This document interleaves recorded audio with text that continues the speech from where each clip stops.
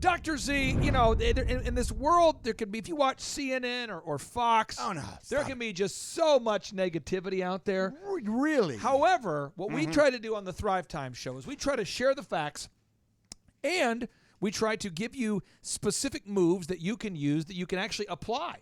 We try to teach you things you can control. Practical knowledge. And when people apply what they learn, it tends to increase what they earn. And that's why we have this little segment called Wins of the Week! Woo!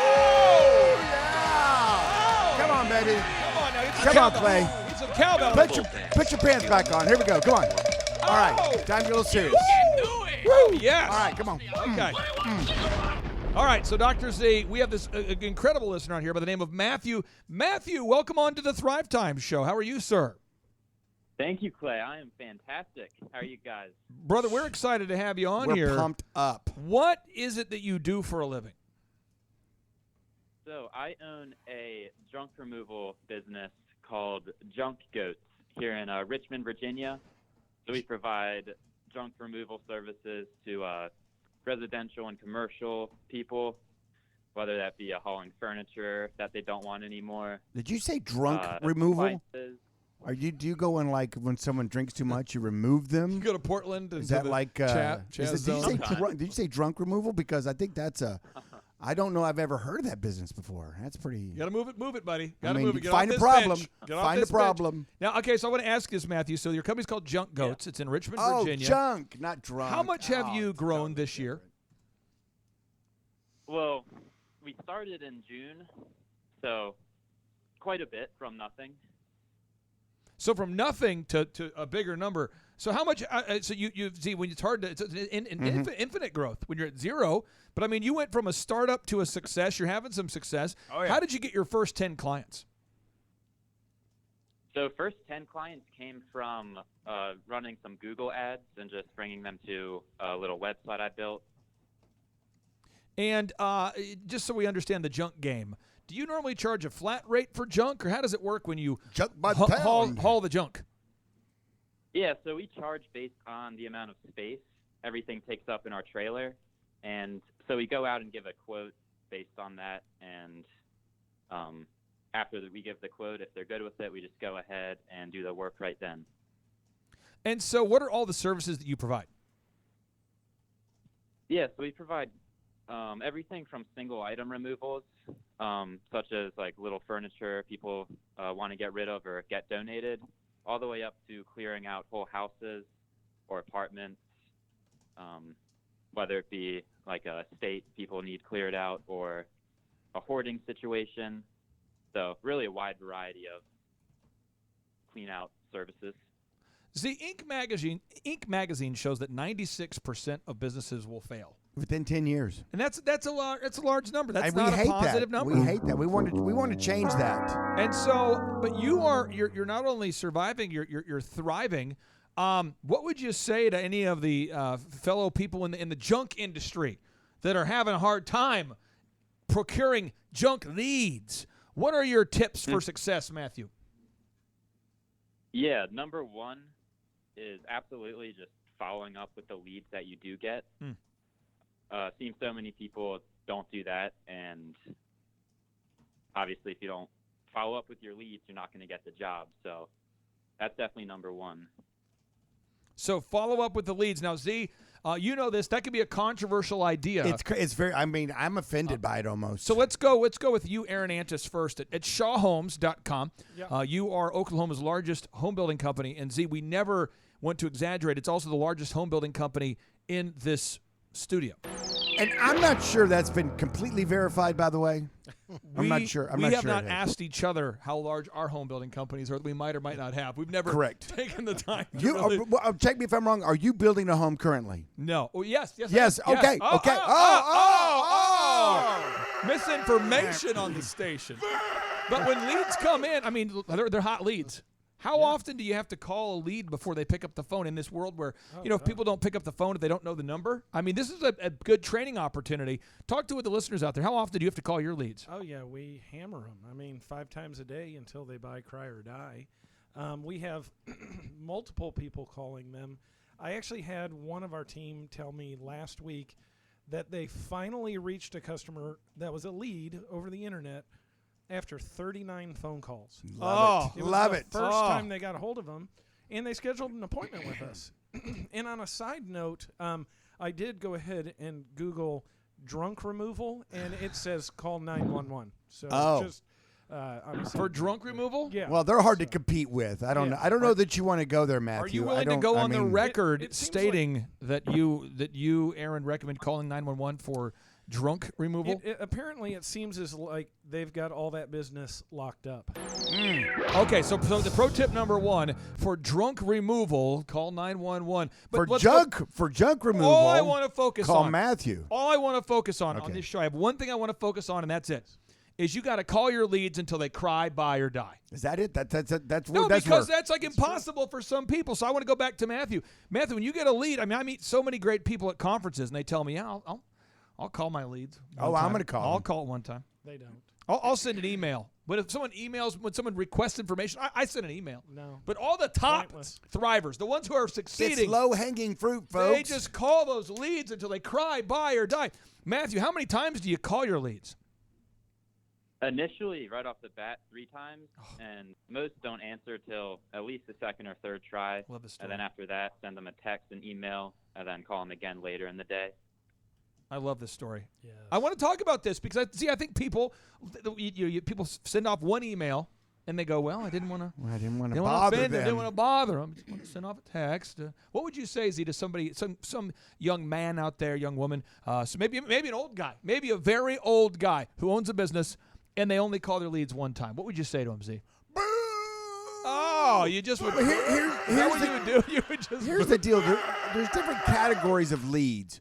But if someone takes the time and has to go through any type of hoops to get his name, phone number, email, whatever it is, to you saying, I'm interested, and you don't, before you die, you don't contact this person, have a conversation with them, shame on you. And we're not talking cold calls.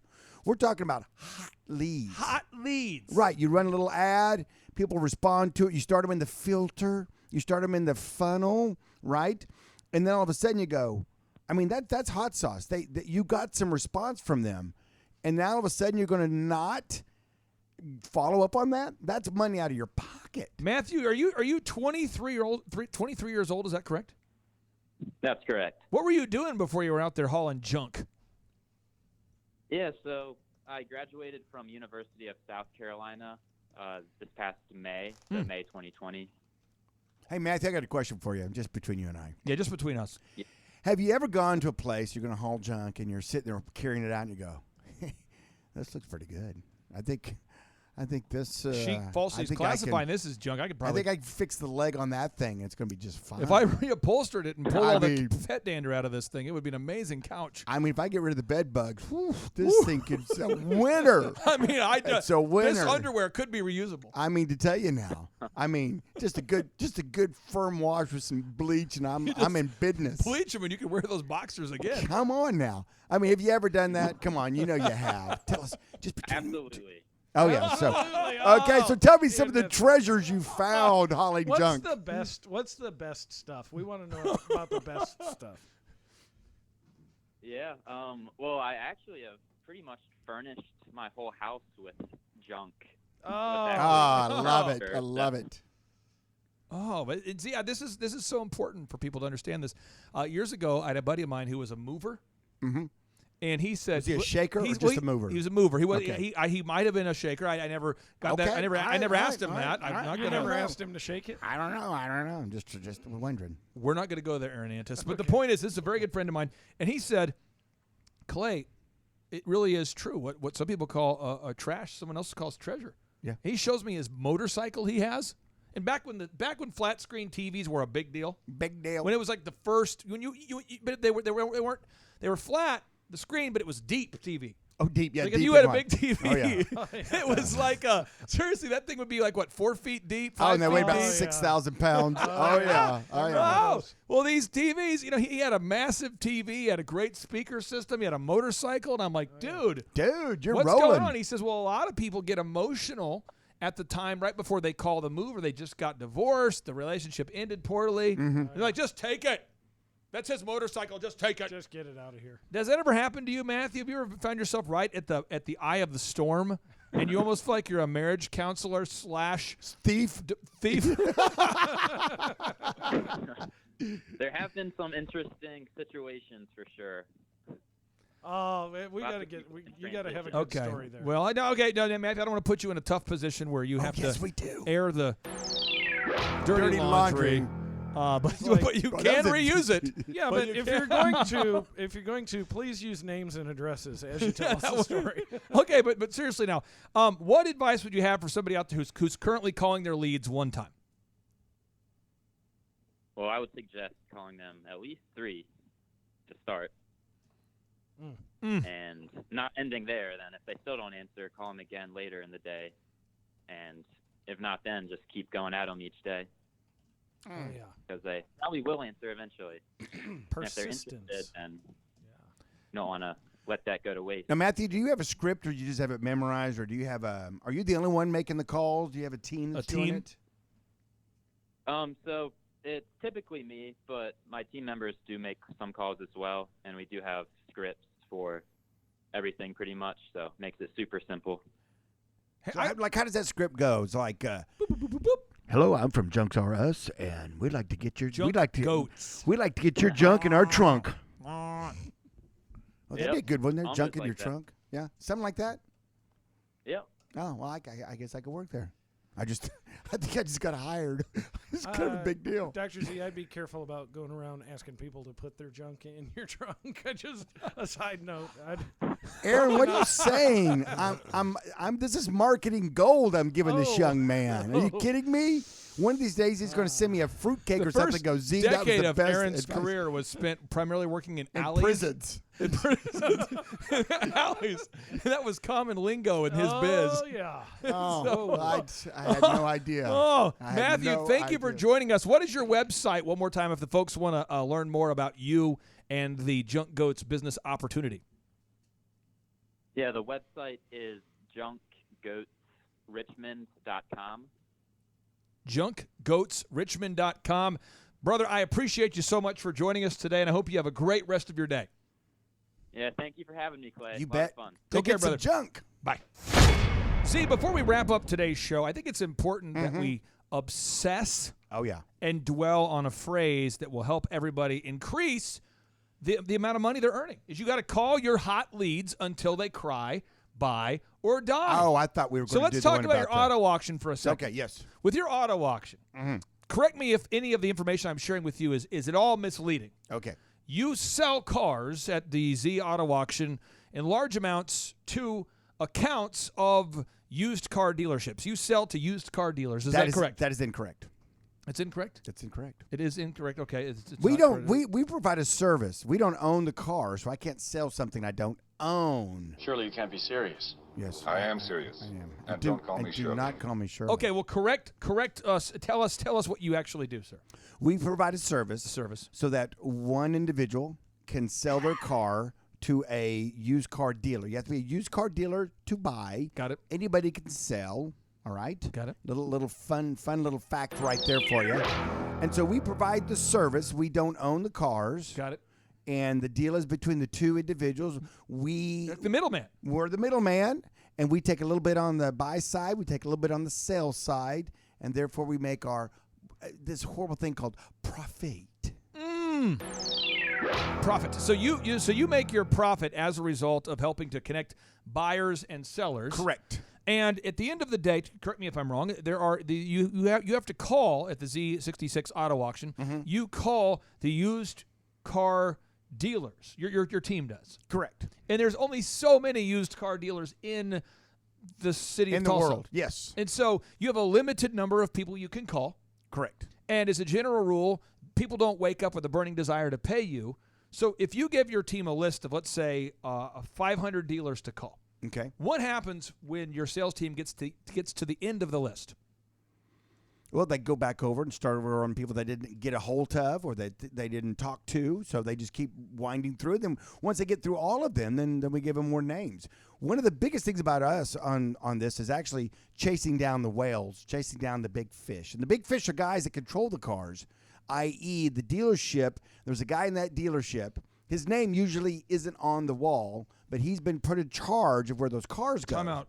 This is a weird time in American history, okay? I'm just going to ask this because it's so important. Aaron, you know this is a weird time. Well, no. This is a weird time. People are online talking about lizard people and aliens. Yes. And you're talking about whales that are in control of used car dealerships. Yes. Please provide some clarity, sir. Yeah. Well, the whale is a friendly, fine animal, good in communication skills for long distances, and very good mothers and fathers.